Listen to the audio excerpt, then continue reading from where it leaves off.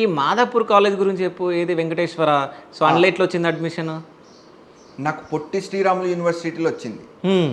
7th rank వచ్చింది. Okay. అది government college. అంటే అంటే ఈ ఆర్ట్ దానికి కూడా ఏదైనా ఎగ్జామ్ ఉంటుందా? ఎంట్రన్స్ ఎగ్జామ్ ఉంటుంది అన్న. ఓకే. ఏంది ఆ ఎగ్జామ్ పేరు? BFA entrance exam. Okay. Bachelor of fine ఆర్ట్స్కి.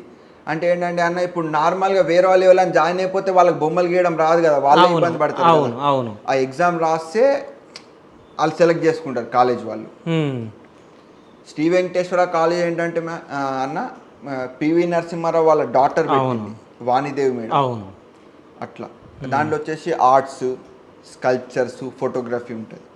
Okay. అయితే ఇది పొట్టి శ్రీరాములు యూనివర్సిటీలో 7th ర్యాంక్ వచ్చింది నాకు. అయితే అక్కడ ఏంటంటే అది కంప్లీట్గా గవర్నమెంట్ది కాబట్టి మళ్ళీ యూఎస్ వెళ్తాకి ఇబ్బంది అయింది, సర్టిఫికేట్స్ జల్దీ ఇయ్యరు ఓకే అని ఈ కాలేజీలో జాయిన్ అయ్యాను.